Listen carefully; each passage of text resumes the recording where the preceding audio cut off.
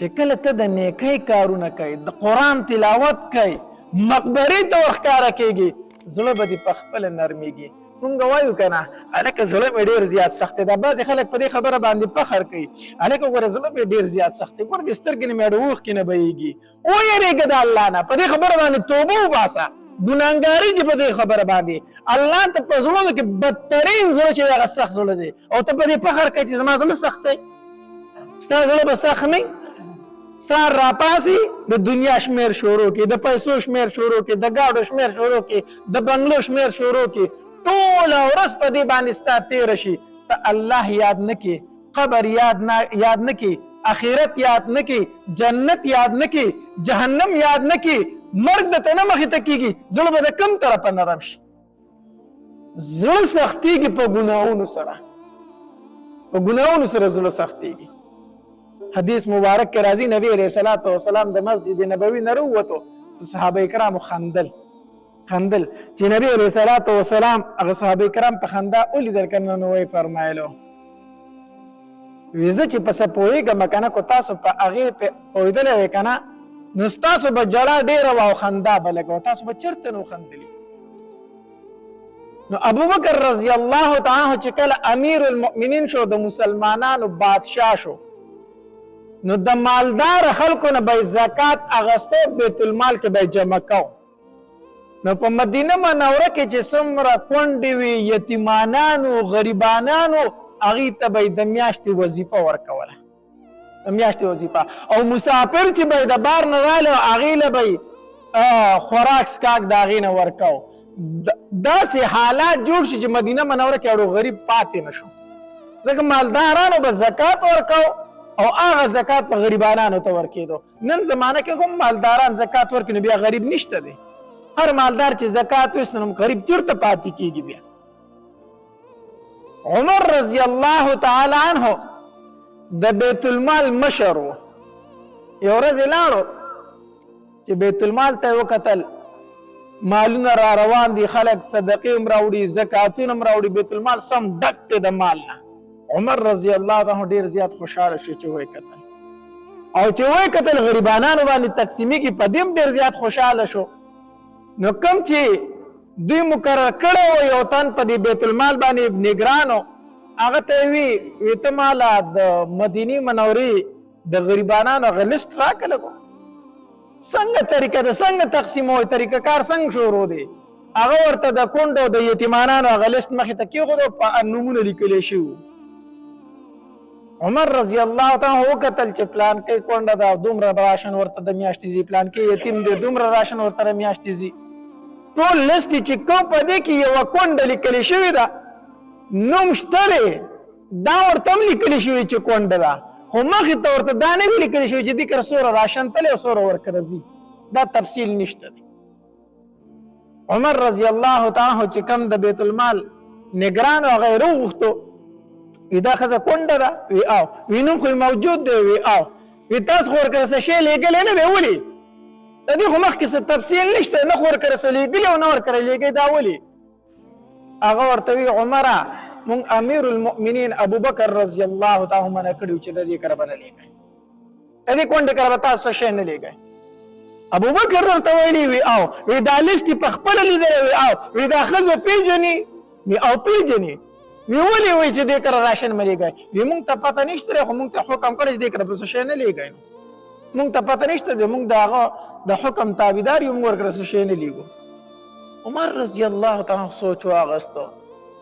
چې ابوبکر رضی الله تعالی خو زیاتې کوي نه هغه زیاتې نه کوي او دا کونډه ښځه ده و چې د دې کره راشن مه لیږئ چې دا ولې یاره دې خبره کې څه چل شته دی ښه هسې به نه سبا شو تپوس یې کوو چې پلانکۍ ښځه چې د پلانکي ښځه را خاونې مړ دی ورسېد محلې ته حتی در دې پورې چې کور معلوم کو دروازه یې وټکوله ځکه چې دروازه د دنې طرفه زنځیر وه لټ وه دروازه وټکوله دنې نه ورته آواز وشو وی څوک یې وی دروازه لږه کولو کوي هغې زنانه ورته د دنې نه آواز وکړو وی دروازه خو نشم کولولی ځکه زه معذوره یم دروازې له خو نشم درتلی خو څه ویل غواړې څه کول غواړې وی زه راغلی دې دپاره یم چې ستا څه خدمت وکړم ته کونډه یې ته کونډه ستا خدمت له راغلی یم یاره وی زما خو څه ضرورت نشته دی زما څه ضرورت نشته وی کونډه خوراک څښاک راشن خو تاله راځي که نه راځي وی نه مال خو د بیت المال نه نه راځي خو ضرورت مې هم نشته دی وی څنګه دې ضرورت نشته وی دا ګاونډیان مې ډېر ښه خلک دي دوی ماله ډوډۍ راکوي دوی ماله ډوډۍ موډۍ راکوي نو زه په راشنو څه کوم دغه یوه تن یم هېڅوک مې نشته دی نو ځکه راشن نه اخلم نو عمر رضی الله عنه ته بار نه آواز وکړو وی راشن ته ضرورت نشته خو نور خو څه خدمت کولی شم که نه نور څه خدمت وکړم وی او خدمت ته ضرورت شته دی وی څه خدمت دی یو خو مې دا کوټه کچه ده نو د دې نه دا خاورې ډېرې راډوډېږي نو سهار دا ملک د خاورو ډکي نو دا جارو کول غواړي او بل دا دی چې معذوره یم نو پاکې اوبه راله پکار دي چې پاکې اوبه راله څوک راوړي چې هغه څکمه بیا پاکې هلته کې بعضې کویان به دا وي چې د هغې اوبه به ښکلې وي د څکلو به وي اکثر اوبه به نمکینې وي د څکلو به نه وي نو ما له خوږې اوبه راوړي دلته کې هغه راته کېدي نو عمر رضی الله عنه ته وویلو وی زه راورکولاومه چې درشمه چې دا منګي در راډک کړمه دا ځای پاک کړمه او بوډۍ ورته وي دا یو ځوان کړي دي او هغه روزانه راځي دا کوي خو انسان دی بیماري هر څه پکې راځي خو هغه چېرته را نه دی نو بیا هر هلته هم راځي چې ته ورسره پکې حصه اخلي عمر رضی الله عنه وفرمایل وی ښه دا دی عمر ابوبکر رضی الله عنه دی ویلي چې زما راشن ته ضرورت نشته دی دا ورته دې ښځې ویلي زما راشن ته ضرورت نشته ځکه هغه راشن نه دی مقرر کړی خو به هر حال خدمت یې دی سبا به ورله زه راشم وبه یې کړمه عمر رضی الله عنه چې سبا راغی مونځ یې وکړو داسې لږ ټایم تېر شو دی راغی بوډۍ ته بیا دروازه وټکوله وی مورې راغلی یم چې خدمت دې وکړمه وی بچې ستا نه مخکې هغه ځوان راغلی و هغه کړی دی نشته ضرورت عمر رضی الله عنه بیا حیرانه شو چې دا څوک دي داسې په سوړي سهار باندې د سهار وختي دی راځي او دا خدمت کوي بیا ځي په درېیمه ورځ باندې عمر رضی الله عنه بیا راغی بیا ورته بوډۍ وي هغه ځوان راغلی و هغه خدمت کړی تلی ستا ته ضرورت نه دی پاتې شوی په څلورمه ورځ باندې عمر رضی الله عنه کو هر څوک دی خو دې معلومومه ډېر الله والا سړی دی خلکو ته ځان نه ښیي په توره تیاره کې راځي او خدمت کوي او ځي خو هر څوک دی خو دې زه معلوموم ګورم چې دا څوک دی وی سیټ ته ودرېدمه سهار وختي رالم مانځه پسې لږه تیاره وه داسې سیټ ته ودرېدم وی څه مې کتل چې په دې کې یو ځوان را روان دی پټکی والی دی او د مخ نه یې کپړه تاو کړې ده دا شکل یې راته د بدن نه داسې اشنا اشنا ښکارېده چې د وجود ته مې ویله کتنه دا سړی ما ته څه اشنا ښکارېدو خو مخ یې پټ و نه مې پېژندلو چې څوک دی وی چې دې کور ته رانږدې شو داسې نو پیزار یې ویستو غلی غلی را روان شو غلی پیزار یې سپیال بیخپې را روان شو وی دروازې له چې راورسېدو نو به دروازې ته لږ اوچت شو لاس یې ورباړ او په خپله ځان ته د هغې طرفه زنځیر کولاو کور ته ورننوت چې کور ته ورننوت جارو یې راواغسته زه یې جارو کړو زه یې جارو کړو خاورې ماورې اوچتې کړې بیا هغه په یو لوښي کې یو ټاټکي کې هر شی چې په هغې کې ور واچولې هغه خاورې بار ورتاوې کړې کور یې بلکل صفا کړو دا خاورې پرې واولې د خاور څخه پسخا شو دغه چې خاورې جارو کوي خامخا دوړې به در باندې پرېوځي بیا مې څه کوتل چې مشک یې راواغسته او غاړې ته یې ور واچوم لاړه اوبه یې ډکې کړې او راغې اوبه یې زنانه ته کېښودې چې اوبه یې کېښودې او دی واپس شو روان شو وی چې روان شو منډه مې پسې کړه د شا غاړې مې راټینګ مې کو ما ته وی چې پرېږده اوس څه کوې ما ورته چې راغلی ستا دپاره یم راغلی ستا دپاره یم ځان به راته ښایي وی ما ته وی چې نه زما مخ نه شي لیدی ما ورته وی چې پېژندلی مې یې ملګری مې نه رانه خطا کېږي خو دا خبر په یقین سره بدلوم چې دا مخ ته وینم نور ملګری مې خطا شوی رانه نه خو دا مخ ته وینم چې لږ یقین مې راشي چې مخې کوله وکړو هغه امیر المؤمنینو د مسلمانانو بادشاه او ابوبکر صدیق رضی الله عنه ته وی ما ورته چې ابوبکر ته په دې ټایم باندې او دا خدمت ته په خپله کوي ما ته وی چې او عمره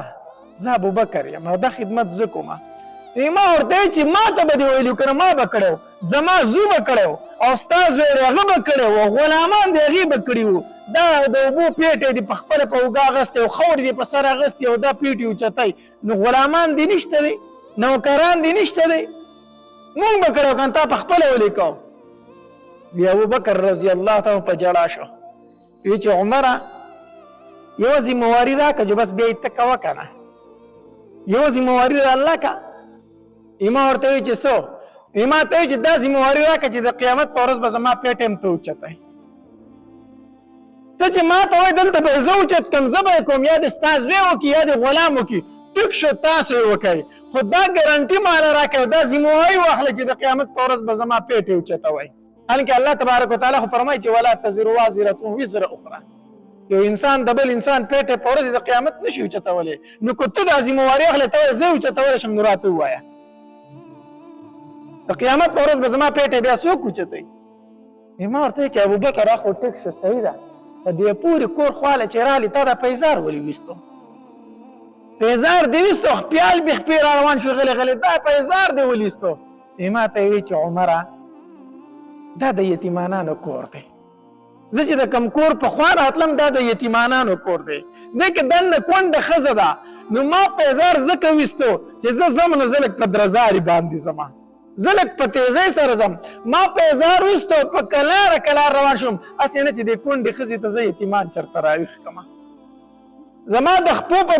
دربارې سره چې ته یتیمانان راویښ نه شي ځکه مې دغلته پیزار ویستو دا دې ته وایي د زړه نرمتیا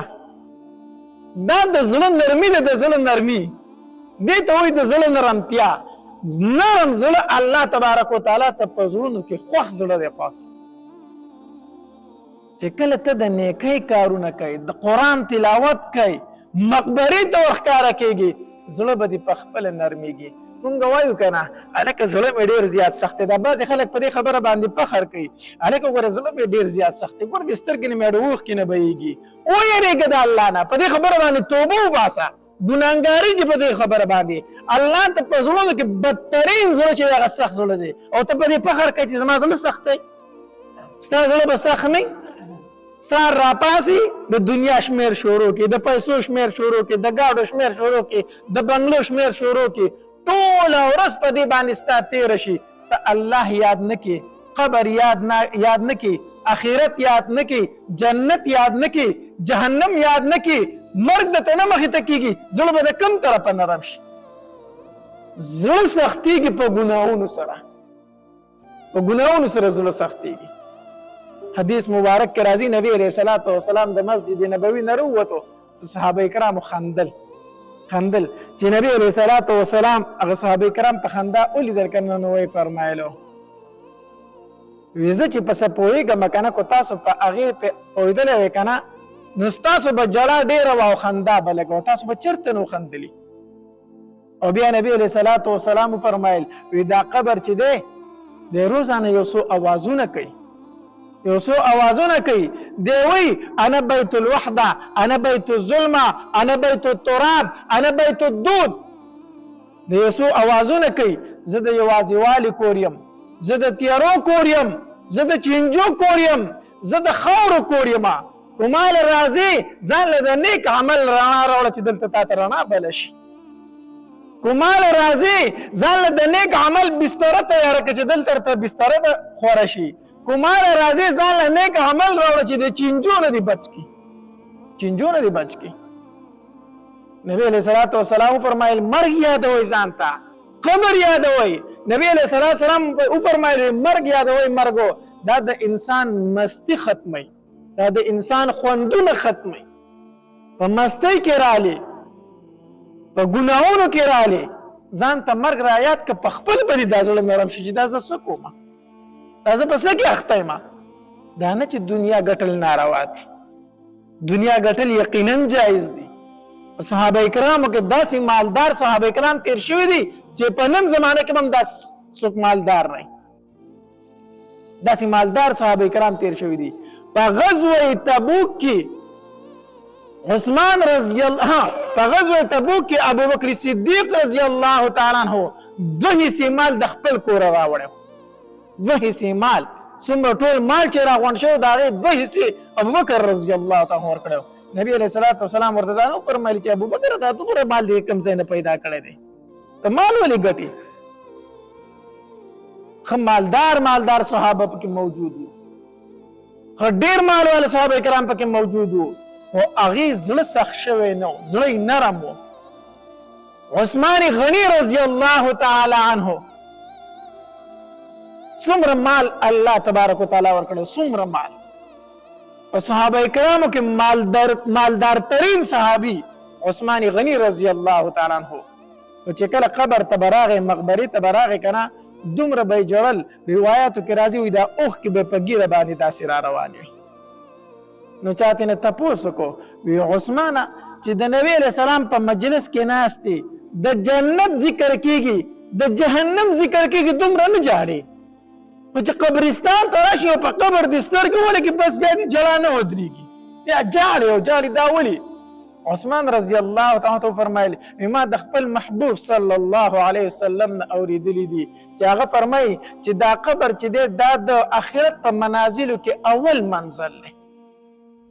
کو دلته کامیاب شي خو وروستو کامیابي، کو دلته ناکامه شي نو وروستو ناکامه. نو زه دلته چې راشم ځکه جاړمه چې زه وایم یاره زه به په دې منزل کې کامیاب شم او که کامیاب نشم. حالانکه نبی علیه الصلاة والسلام ورته فرمایلی و چې عثمان فی الجنه، عثمان جنتی دی، خو جړل به یې زه به په دې منزل کې کامیاب شم کو کامیاب نشم. عمر رضی الله تعالی عنہ چې کله شهید کېدو، بالکل د ځنکدن ټایم دی، خپل بچي ته وی لاړ شه او ما له حذیفه ابن یمان رضی الله تعالی عنہ راوله. حذیفه رضی الله تعالی عنہ چې دته نبی علیہ السلام د راز خبرې کړې وي، دته نبی علیہ السلام د راز خبرې کولې، او دته نبی علیہ السلام د بعضی منافقینو نمونه ذکر کړي وو چې نور چاته نه ویلي، پلانکې منافق دی، پلانکې منافق دی. دا حذیفه ابن یمان رضی الله تعالی عنہ نبی علیہ السلام خودلی بل چاته نه خودلی. ایمال حذیفه ابن یمان راوله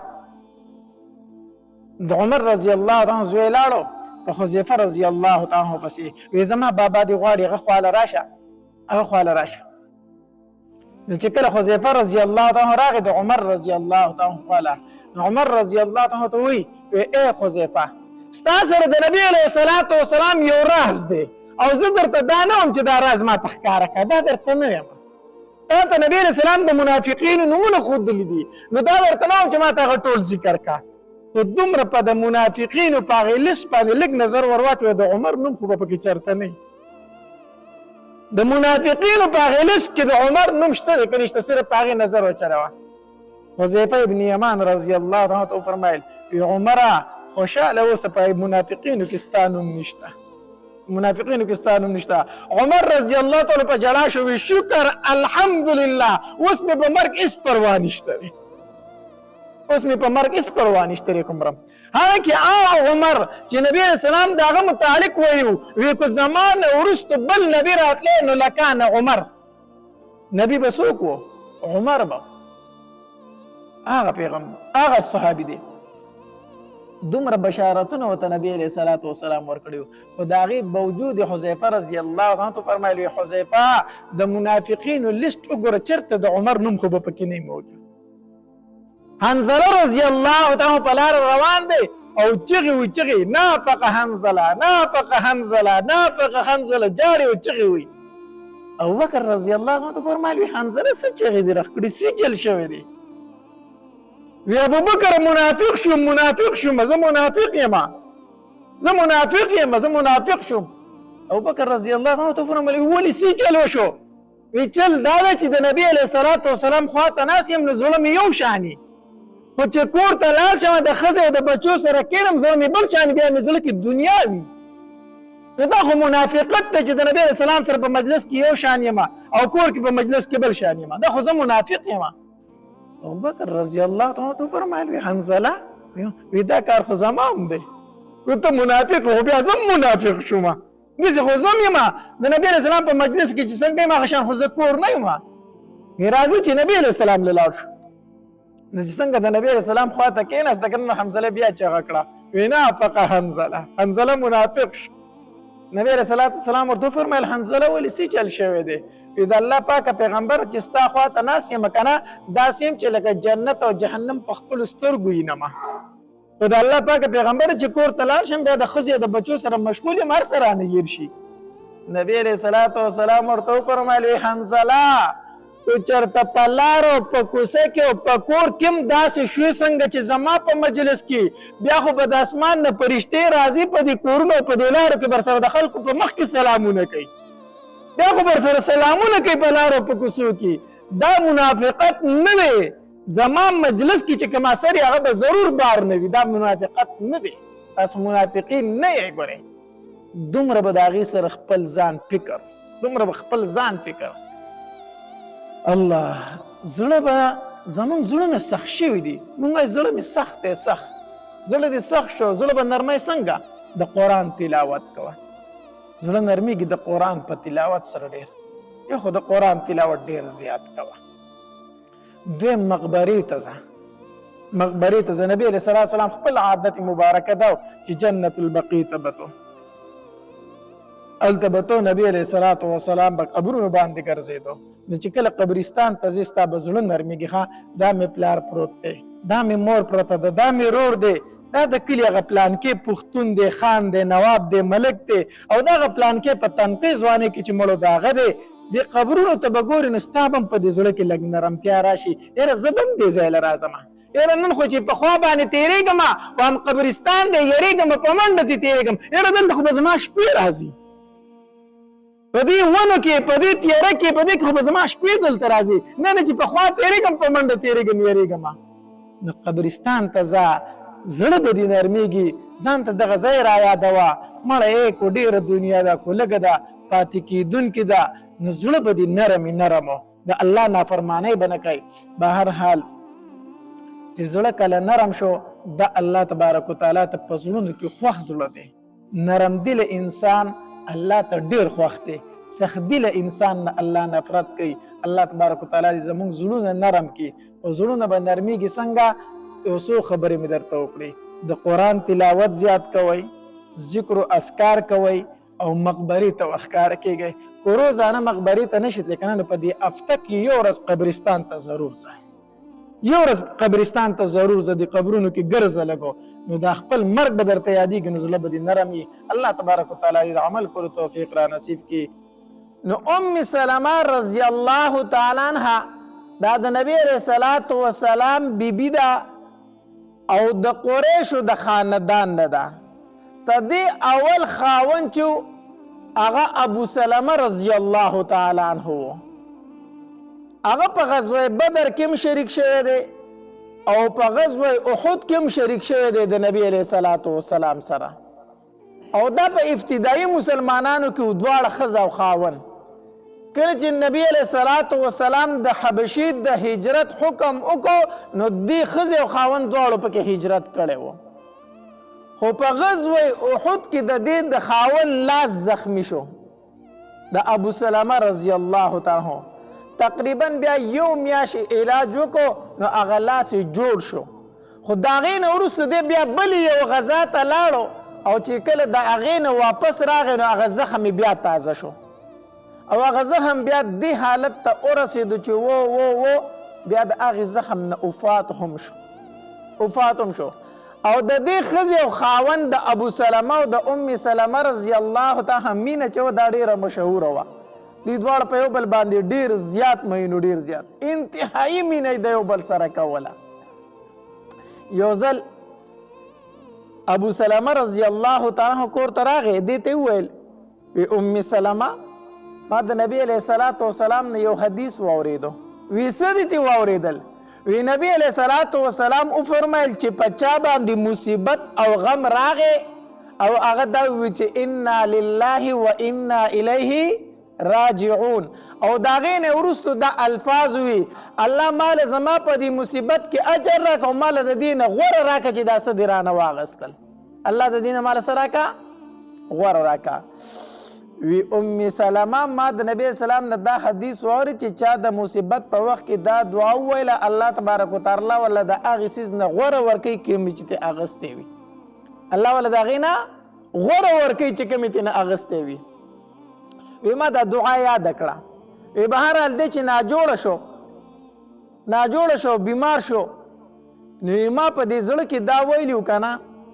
چې یاره کو ابو سلمه چېرته وفات شو که نه نو زه به په ده باندې داسې جړا کوم چې تاریخ په یاد ساتي. په ده به داسې جړا کوم داسې جړا چې دنیا به یاد ساتي چې ام سلمه په خپل خاوند پسې څنګه جړا کړې ده. داسې جړا به زه به ده پسې کوم ځکه ډېر زیات مینو په یو بل باندې. خو چې کله ابو سلمه رضی الله تعالی وفات شو که نه وی ما دا دعا وویله چې انا لله و انا الیه راجعون. وی دا دعا مې وویلله وی ما وی چې الله ماله د ده نه غوره راکړه. وی د نبي علیه صلات وسلام حدیث مو وي خو په زړه کې مې دا خبره راتله چې یاره د ابو سلمه نه به غوره ماته چېرته میلو شي. دا خو داسې خاوند او داسې مینه ماته راکړې وه چې د ده نه به غوره ماته چېرته میلاویږي. خو حدیث مبارک باندې مې عمل وکړو هغې مې عمل وکړو. بهرحال وی زما عدت چې تیر شو په ما پسې نبی علیه صلات وسلام پیغام د نکاح راولېږو چې ام سلمه ما سره نکاح وکړه. وی ما ته چې نبی علیه السلام پیغام د نکاح راولېږو وی ما ورته عذر بیان کړو نبی علیه صلات وسلام ته چې زه تا سره نکاح نشم کولی. ما ته 3 عذر دي 3 خبرې دي ځکه هغه وجه تا سره نکاح نشم کولی. کمې ما ورته وی چې یو خو د الله پاک پیغمبر زما عمر زیات دی عمر مې زیات دی نو په دې عمر کې به زه نکاح څه وکړمه. وی دویم مې ورته دا وی چې زه عیالدار یم زما واړه یتیمان بچي دي نو زه خو چې تا سره نکاح کوم نو د دې بچو سره به کومه. او دریم مې ورته دا خبر وکړه چې ما کې لږ غیرت زیات دی زه غیوره یم لږه ډېره غیرت لا پکې لږ ډېر دی نو کیدای شي په بیا رانه ته خفه شي زه یو خبره بده وګڼم او ته رانه خفه شي په هغې باندې نو د الله پاک پیغمبره تا خفه کول نه غواړم ځکه زما طبیعت نازک دی غیرت را پکې لږ زر راځي نو په هغې به رانه ته خفه شي. نبی علیه صلات وسلام راله جواب راکړو چې ام سلمه کو د عمر خبره شي نو زما عمر ستانه زیات دی خیر دی که د عمر خبره شي. دویم خبره چې ستا واړه بچي دي یتیمان بچي دي نو ستا دا بچي اول د الله دی او بیا د الله د رسول دی د دې فعاله نه به الله کوي او د الله د رسول به الله رسول به کوي. او باقي دا خبره چې ته وایې زما طبیعت کې لږ غیرت غالب دی نو خبره باندې لږ غیرت راځي را پکې بیا جواب کومه نو د الله نه به دعا کوم چې الله درنه دا خوی ختم کړي الله درنه دا خوی څه کړي ختم کی. وی نبی علیہ الصلوۃ والسلام را له دعا وکړه وی اک شانتی وشو بیا ما کې چرته داسې جواب ماده نه راغلی چې نبی علیہ السلام ته چرته جواب ورکړی بیا ما کې داسې خبره چرته هم راغلی چې زه نبی علیہ الصلوۃ والسلام ته په یو خبره باندې نیغه ودرېدلی ما داسې ما کې بیا چرته هم راغلی. وی بهرحال د نبی علیہ الصلوۃ والسلام سره مې نکاح وشوه. نبی علیہ الصلوۃ والسلام ورله ډېر مختصر څیزونه ورکړو. یوه ورله بستره ورکړه چې د مالوچو په ځای پکې د کجورو دا پاڼې وي دا ورله نبی علیہ الصلوۃ والسلام ورکړه. او دویم ورله نبی علیہ السلام یو پیاله ورکړه یو ورله میچن ورکړه یو شی ورله بل ورکو دا ورله نبی علیہ السلام د واده سامان وکړو دغه ورله ورکړلو. د نبی علیہ الصلوۃ والسلام سره نکاح وشو خو دا ډېره وخیاره ښځه وه کله په د حدیبی په موقع باندې چې کله نبی علیہ الصلوۃ والسلام د عمرې نه بند شو کافرو بند کو نبی علیہ السلام صلح وکړه صلح حدیبیه مشهوره ده په هغې کې ټولې هغه خبرې ولیکل شوې چې کافرو غوښتلې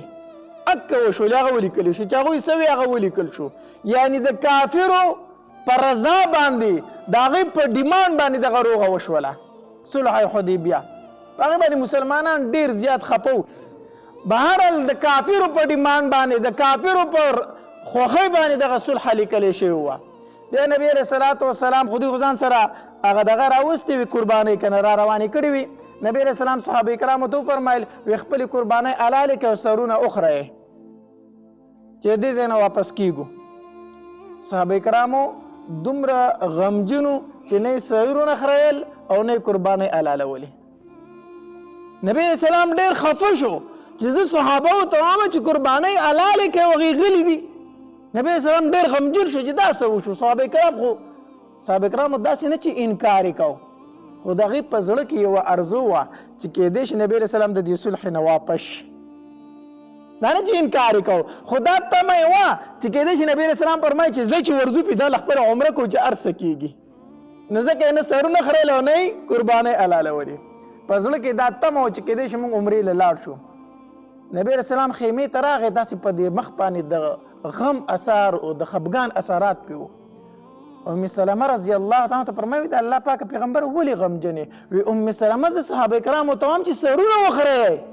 قربانۍ حلالې کوي هغوی خبره باندې عمل نه کوي خاموش دي ټول ام سلمه رضی الله تعالی ته فرمایل وی د الله پاک پیغمبره د هغې اوس هم امید شته دی چې موږ عمرې له لاړ شو خو یو کار وکړه وی لومبۍ خپله قرباني په خپله حلاله کړه او خپل سر وخورایه چې د دوی دا تمه ختمه شي نبي علیه السلام ورته وفرمایل ام سلمه دا خو دې ډېره ښکلې مشوره راکړه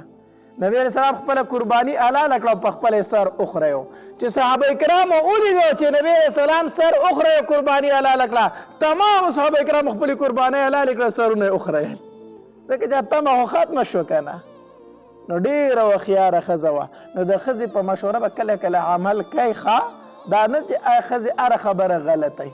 هره خبره غلطه نه کله کله سمه مشوره هم درکوي هوښیاره ښځې خو سړي له هم پکار دی چې ما دا ښځه د کومې قبیلې ده ټیک ده که نه بعضې خو داسې چې هغه چې خبره راپرېږدي نو څه ورانه خبره به وي نو هغه بیا منل نه دي پکار درته لوی مصیبت جوړوي صحیح شو نو چې هوښیاره ښځه دی دا د کار ښځه دی نو کله کله د هغې سره مشوره په کار کې کوه تکلیف در باندې راغی مصیبت در باندې راغی هوښیاره ښځه چې که نه دا د خاوند د مخ د اثراتو نه پوهېږي چې زما په خاوند باندې څه مسله شته دی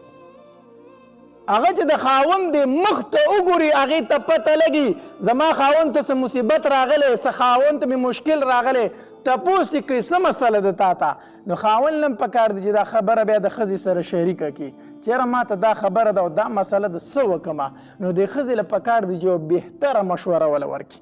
غوره مشوره ورله ورکړي نو خاوند له پکار دی چې ښځه هوښیاره ده چې د هغې په خبره باندې کله کله څه کوي عمل کوي ټیک شو نو بهرحال ام سلمه رضی الله تعالی دا ډیره وخیاره بیبي وه ډیره وخیاره زنانه وه دا د نبی علیه صلات وسلام بله بیبي وه ام سلمه رضی الله تعالی داسې ښایسته بیانات اورېدلو دپاره زموږ د یوټیوب چینل واجد اسلامیک سټوډیو سبسکرایب کړئ په دې به تاسو ته انشاءالله العزیز ښایسته ښایسته واقعګانې او بیانات میلاویږي او د ګنټې د نشان د سره کلک کړئ چې تاسو ته آینده نوې نوې ویډیوګانې مخې ته راځي او د خپلو ملګرو سره لازم د ثواب په نیت باندې شریک کړئ. والسلام ډېره ډېره مننه.